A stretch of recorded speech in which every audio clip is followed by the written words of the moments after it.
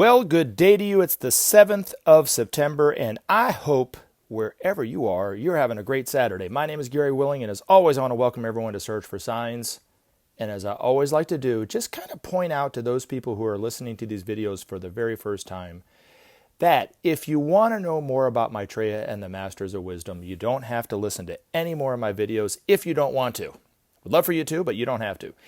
If you check out the description portion of every one of these videos, there are links that take you to websites that have wonderful information about what I talk about here, about Maitreya and the Masters of Wisdom in some way, to hopefully give you a better sense of who and what he is, what he means for humanity, and of course his priorities. And then you can see if there's any truth to it. Now, you want to come back and join the discussion, jump into the fray, jump into the Shark Tank, however you want to look at it. Post a comment. Let me know what you think. If you want to ask a question, the best thing to do is post your question in the comment section. Or if you'd rather, email me at searchforsigns@mail.com. And then lastly, the other way of joining the discussion is just to listen and not say a word. All right. Now, I want to thank everyone who commented and asked a question since the last time I put a video up. Let's get on into it. Frosty Friends, 1807. 2 more weeks. Trust me, the plane? Okay. Thank you for the comment. Is it Count Cho? This is just communism.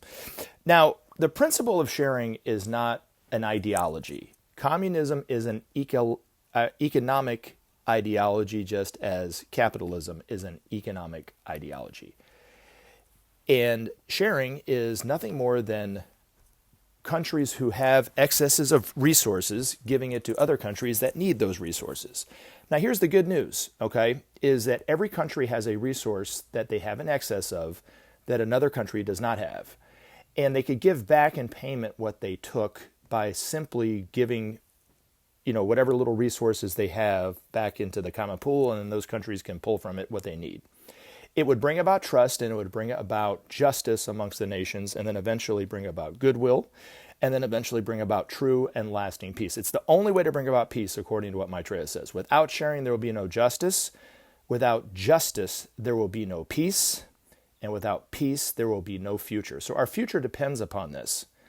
Now, communism and capitalism and even socialism will still exist, but in different proportions, especially when it comes to capitalism. When you have a country like the United States that's predominantly maybe 95% capitalism, 5% socialism, and even when it is a socialist country, it's typically for the corporations, and it gives them the money and not the people.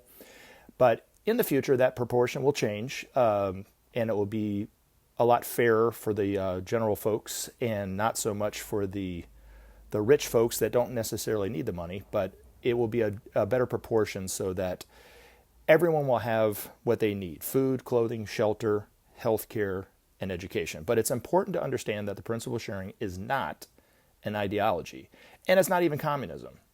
So if you want to know more about the principle of sharing, there is historical evidence of what Maitreya says is true about how it will bring about goodwill amongst nations and then eventually bring about peace. If you look at the Marshall Plan, I talk about it in nearly every video, and hopefully at some point you'll take the time to look at this. But the Marshall Plan actually is a very, very limited way of principle of sharing taking place, and it happened right after World War II. The United States gave excesses of their resources to Western Europe. Western Europe rebuilt itself based on those resources and then turned around and paid back what it borrowed by their excesses. And the nations that participated in it, and this is the most important thing, all the decades that it's been since they tried this, not one of those nations have attacked another nation. Those nations trust one another better than they trust any other nation on the planet. And I always pose this as a question, just to think about. Had the United States and the world done the Marshall Plan for the entire world and not just limit it to the countries that they thought were strategically advantageous for them in relation to Russia and the East, had they done it for the whole world, what kind of world would we be living in? Where nations trust one another and are not competing against one another, not exploiting the resources from other countries for profit and those kind of things. We would be living in a whole totally different world than we are today. Now, Maitreya will present this to humanity as a choice. We either continue doing what we're doing, and eventually, at some point, we will end life on this planet. It will be no more life on this planet if we continue on in the way that we're doing. But if we just try the principle of sharing, that will do exactly what happened with the Marshall Plan that should have been for the whole world and ongoing.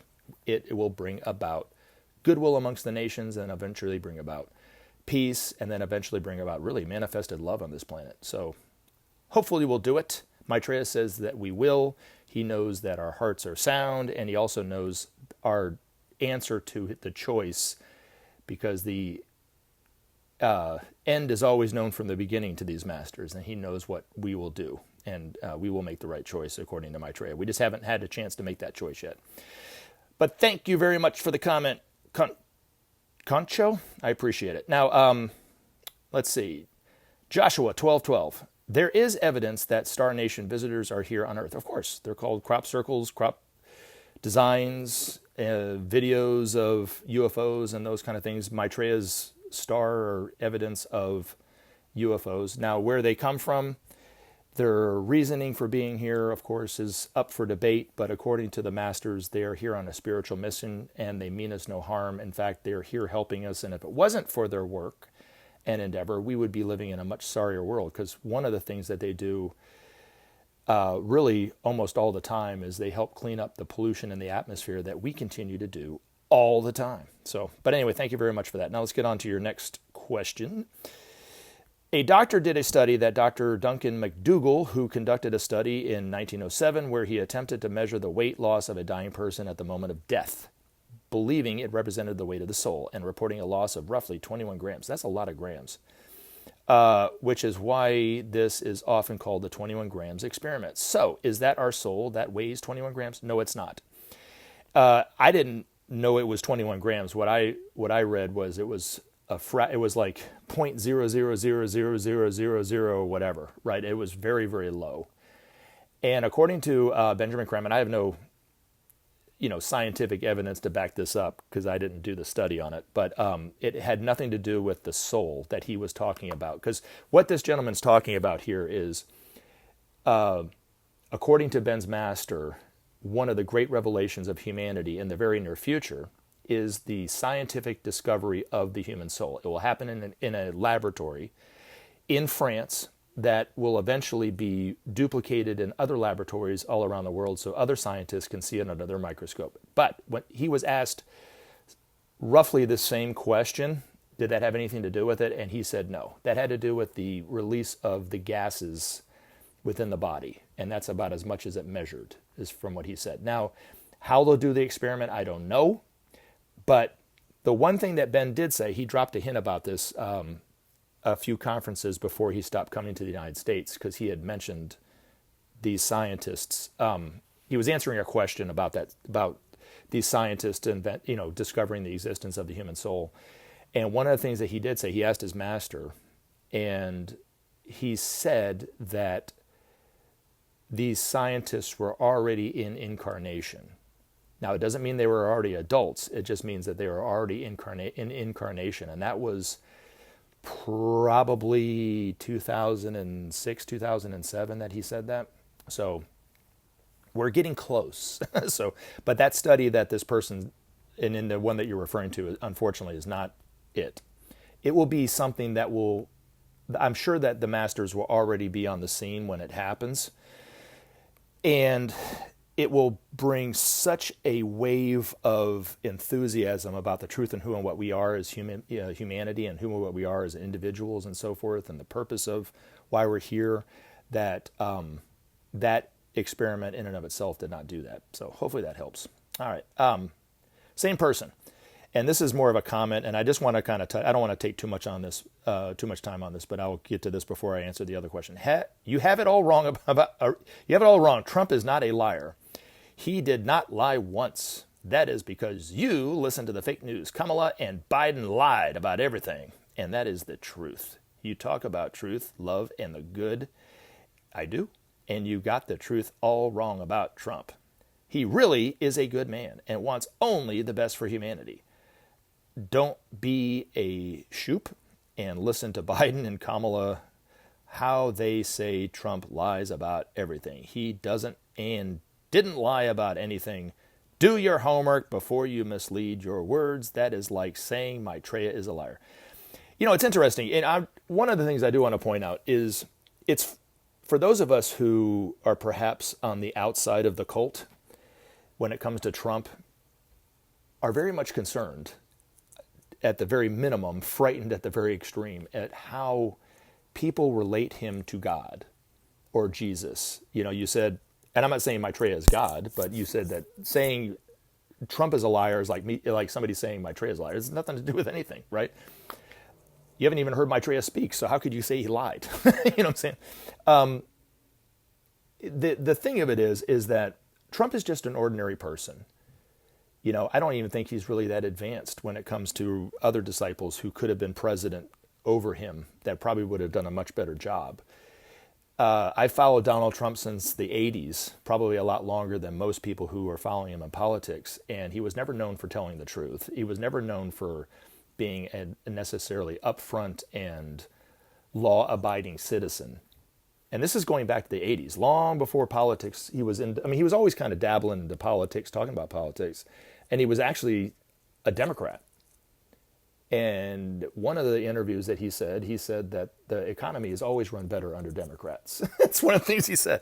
So good luck trying to get him out of it, get him to say that now. But anyway, I could devote a couple 3-hour video going through all the different things that I just remember off the top of my head that he lied about. But we're not going to do that today. Okay. But anyway, thank you very much for the comment. But this is what I was going to say about this, and this is the reason why I'm bringing up this comment, is how I do believe this devotion that people have to Trump, seeing that the evangelicals thinking that he's the return of maybe not Jesus, but he's up on par with Jesus, and is such a divine spiritual man whose only desire is to serve humanity and so forth and so forth. It is a precursor to Maitreya. They are picking up on the fact that the teacher is already here. They don't realize that. They don't understand that. You can't intellectualize that with them, but they are picking up on it because, according to Ben's master, everyone is being affected by Maitreya, already taking those steps that he has back into the everyday world in order to teach humanity directly. And when these masters are around us, it affects humanity. They don't even understand how, and they don't even understand and know the effect that it will have on us. But what they do know is that the love nature of Maitreya brings to the surface all the corruption, brings to the surface everything of who and what we all are. And they are picking up on the fact that the teacher is here. I'm convinced of it. But their trust in who and what Trump is misplaced. And just like they had the same trust with George W. Bush, and you might not have followed politics as that, back that far. You maybe haven't. But this illusion, this infatuation with someone who didn't deserve the devotion that they were receiving. I'm talking about George W. Bush. When the fever broke and people realized that he was lying, especially about going into Iraq, because they had, he always said they had weapons of mass destruction, and they saw really who and what he was. The same thing that people such as myself were saying all along, that we're getting criticized for saying these things, right? It was like he doesn't exist anymore. And then they found a new person to give that same infatuation to, and it's Trump, right? And now I think it's on steroids, right? Because people didn't have flags with big W's on it, but they had the same kind of zeal, the same kind of misplaced loyalty, I think, and infatuation to George W. Bush as they do to Trump. But anyway, we can agree to disagree on this. But thank you very much for the comments and the questions, Joshua 1212. Now, on to Ricardo's. There's Ricardo. It just says user dash. It just has your username. So unfortunately, I can't remember if this person is Ricardo. Anyways, thanks, Gary. I really enjoy your stuff. I've been waiting and reading about Maitreya for over 20 years. I now refer to you as the new Benjamin Creme. Laugh out loud. Yeah, I'm laughing too. Because I am nowhere near what you're, dear Benjamin Creme. As look as I look forward to listening to your stuff weekly, although I wish they were daily, as I don't know of anyone else who believes this stuff, what is the best way to tell people about Maitreya and the Masters? Any information on Judas and the way he has been perceived in the world today? Was he really a bad guy? I look forward to hearing your response. Okay, so let's start at the top. Am I the new Benjamin Creme? No, I am not. I've had people bring this up before. I am an ordinary person with extraordinary information, just as any one of you who have now come to this information could make the same claim. That is it. I am perhaps stupid enough to put videos up on YouTube and put my name in there because I don't know what kind of response I'm going to get from people, but it's been fairly mild, even though I've been criticized by people. I don't really care. But anyway, nobody showed up on my doorstep like they used to show up with Ben. Ben claimed that they used to show up on his doorstep and say, he's not the Christ, I'm the Christ. But anyway, but I knew Ben for years, and I knew what he did and his commitment and the time and the energy that he put into it, and also how influential he was in everything and how creative he was, because he was a very creative person when it came to his paintings and so forth. And I know who I am. And as Shakespeare would say, know thyself and to thine own self be true, right? Ben's master said that we're all equal we're among equal sons of God. It's just, it's the measure of the divinity that we're manifesting, right? Or something to that effect. And he's manifesting his divinity more than me. So anyway, I can't channel a master. I can't be overshadowed by a master the way that, he wasn't channeled by a master, but he could at any moment receive a very clear, undistorted message from his master who was on the other side of the planet at any time. And it gave him a benefit to the humanity, and it was a gift to humanity to be able to receive a teaching from a master through him in that way. And I was one of those who benefited from it, and but I'm not him. But thank you very much for the compliment. It could have been the other way. Let's see. What is the best way to talk about the masters? I would say from the heart, and not try to be Ben, which is not what I'm trying to do. He was very good at giving lectures in front of people. I don't like to give lectures. I'd rather have a one-on-one conversation, which also kind of brings me to the whole point about you were saying that you wish I put up more videos.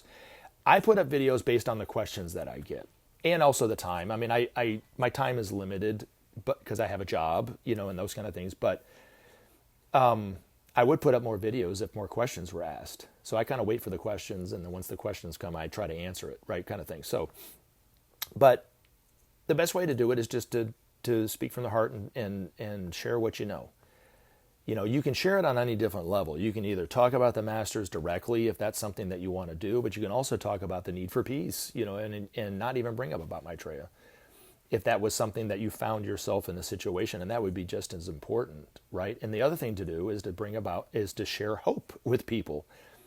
Ben always said at the beginning of every one of his lectures, if you didn't believe what he said, that's fine.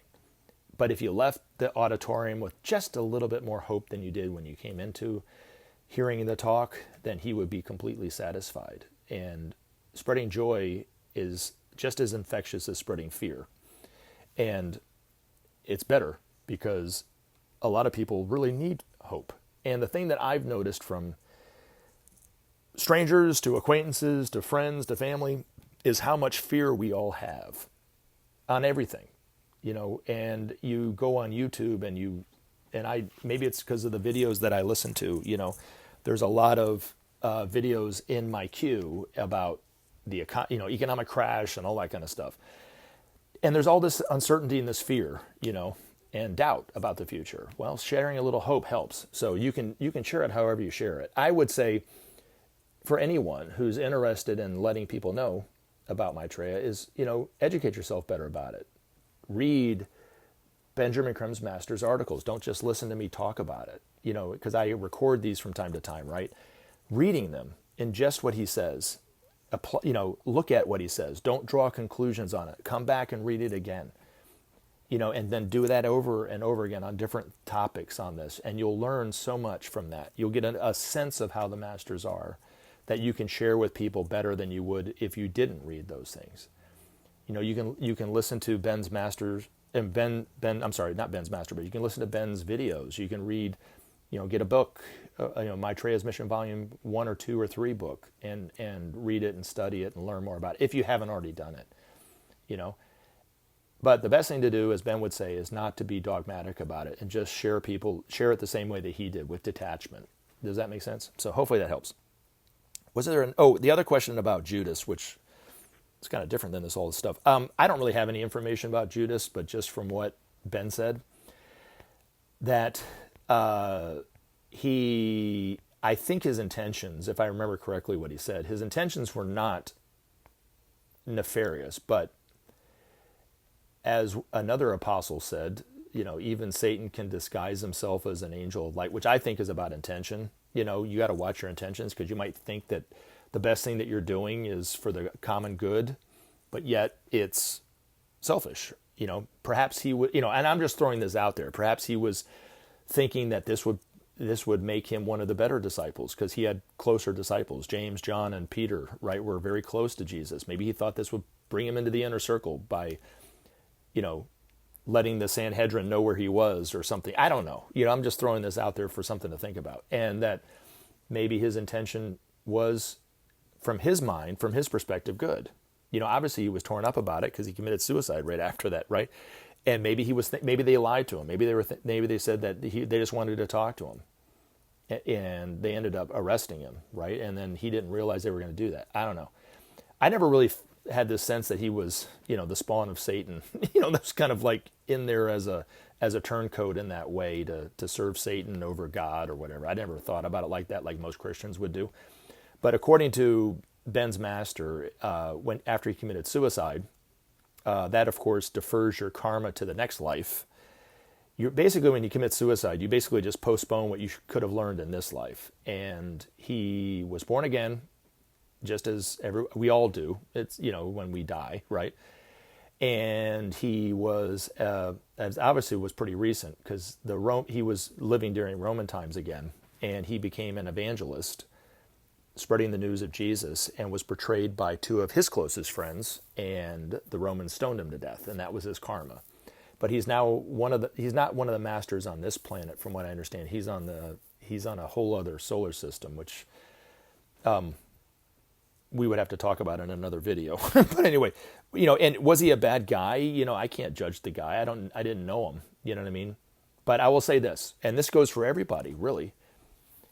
Even people like the shooter who just unfortunately shot all these people in Georgia and killed them. I mean, it was a tragedy, right? Or even Donald Trump. As much as I complain about Donald Trump, not only on here, but to people in my life. And then anybody else that you would consider a bad person, right? According to the masters, they have more good karma than bad. So that means they're doing more good than bad. So Judas did more good than bad. So was he a bad guy? No. And as Maitreya told me one time, he goes, he never judges anyone on whether they're good or bad. See, there you go. He only notices the good thing that they do. And to me, that's the start of loving somebody unconditionally. So, but hopefully that answers that question. All right, now there's another biblical question that you asked. Gary, how should we read the Bible and understand? How should we read and understand the Bible? Is most of it not to be taken literally, according to Mr. Creme and the Ageless Wisdom Teachings? I would read it with discernment, with your intuition, and not to draw conclusions from it. And just read it, if that's the case. And there's certain things in the Bible that I think should just be blown right over, because they don't really mean much. Other things should be looked at symbolically. Other things should be looked at literally. Other things should be taken as historical fact. Other things are symbology, and where it all fits in is where it all fits in, Right now, there's not a lot of true biblical scholars. The truest biblical scholar will be the Master Jesus. When he comes on the scene, he will be asked questions about the Bible, because he's going to be really heading up the churches from then on. And they'll ask him about, what did you mean about this? And he might say something to the effect of, I never said that. Saying it was put in there by somebody centuries after he had gone, right? And that's why it didn't make much sense. And other things he might say, well, that was symbol for this or that or whatever, right? Like, for instance, I'll give you 3 examples. So when you read toward the end of the New Testament, Matthew, Mark, Luke, or John, right? There's a little verse where Jesus says to his disciples, follow the person or the woman or the man or whatever it is carrying the bucket of water up the steps and thus prepare the feast. And you could read that as he was giving directions to them. This is where we're going to have the Last Supper, right? Well, according to the masters, it's not a directions that he was giving the disciples, but reference to Maitreya being the teacher for this upcoming age of Aquarius. See what I mean? So you'd have to read it like that. And then the other one would be when Jesus said, I come not to bring peace, but to bring a sword. You know, some Christians say that there'll never be peace in the world because Jesus said he's not coming to bring peace. Well, that's a misinterpretation of what he was saying. What he was saying was, and that sword doesn't really exist. There's not a physical sword that he has that causes, brother against, brother, father against son, mother against daughter, neighbor against neighbor. There's not a physical sword that he has. It's the love nature of the Christ that, like I was just talking about, brings to the surface all the corruption, brings to the surface exactly who and what we all are. So if you're selfish, you become more selfish. If you're greedy, you become more greedy. But on the other side of the coin, if you're selfish, you actually become more selfless. If you're a caring person, you start to care more about people. So it works both ways. And it's because of the love nature of God that this is coming up. That's why we have the divisions politically, economically, country to country, racially and gender even, those kind of things. That's why we have these divisions that we're seeing today. It's because of the love nature of Maitreya. It's bringing to the surface all those things. And then lastly, the other thing would be when Jesus, I think this literally happened because it was in reference to one of the great laws that Jesus talked about, the law of rebirth or reincarnation. And it was, according to Ben's master, it was taken out of the Bible. There was a lot written in there about what Jesus talked about reincarnation. But there was two things left in there. Ben kind of hinted that it was left in there by somebody who wanted to keep it in there. They were told to keep it out or take it out, and they left it in there so they could kind of keep the truth in there. And one of the things that is a very casual conversation, it seems, between Jesus and Peter, because Peter says, who was John the Baptist? And Jesus said, don't you remember what I said? In a casual way, don't you remember what I said? It wasn't this Sermon on the Mount about reincarnation. It was, don't you remember what I said? He's Elijah come back again. Talking about the previous life of John the Baptist, being the prophet Elijah. So you'd have to kind of read, so those are three examples how you would read it differently. Do you know what I mean? So you really can't read it with one way, and that's what people try to do. They try to read it as one way, literally, or all symbolic, or just a myth, reading it as, oh, this is all just myths. Well, there's not just all the myths. There's actually truths in there. There's truths about the laws of life in there. And if you read it and you apply it, it can make you a better person, more harmless. What you sow, so shall you reap. Was Jesus really just talking about farming to farmers? He was talking to farmers, but was that what he was talking about, or was he talking about something different? Was he talking about a universal law, the law of cause and effect that affects everybody on this planet? It doesn't matter where you are, what you're doing, what you're thinking, what you're saying. It affects everybody. And if you put out violent thoughts, if you put out critical thoughts, if you put out, unloving thoughts, they come back to you. If you put out violence, you get violence back to you.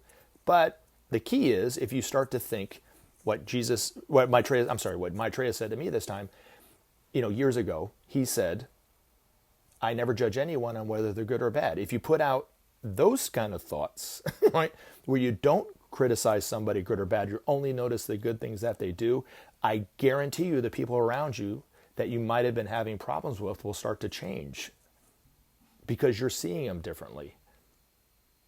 And I found this to be true in my life. They started to be more loving toward me. It's crazy. You know what I'm saying?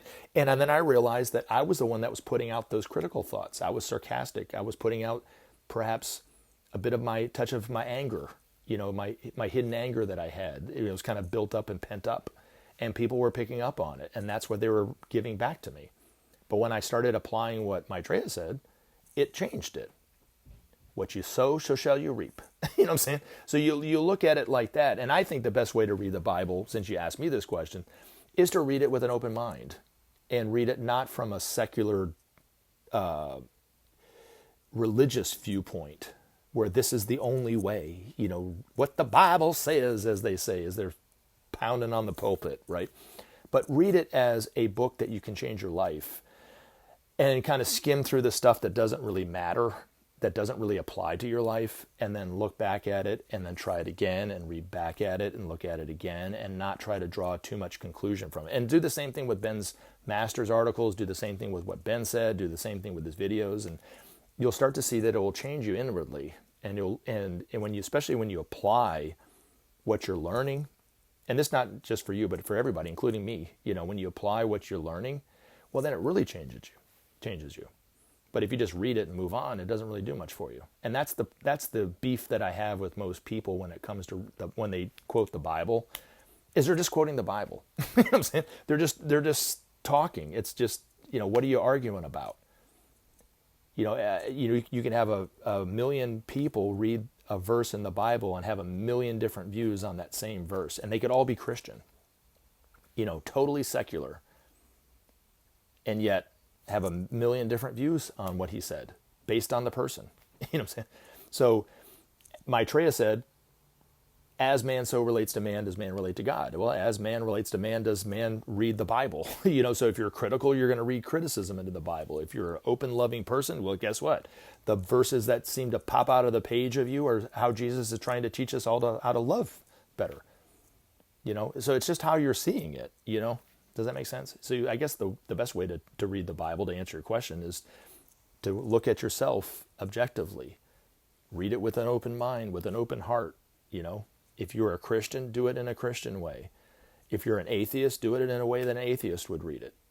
Perhaps not looking at it as the truth, the one and only truth of Jesus sitting on the cloud in heaven and so forth, but reading it and trying to apply it for yourself. I don't know.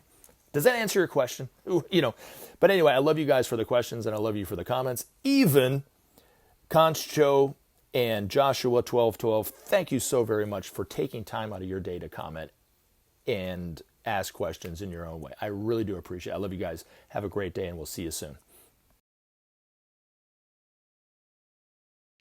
Remember to take action and help SOP save our planet. Thanks for listening, and we look forward to talking to you again in future videos.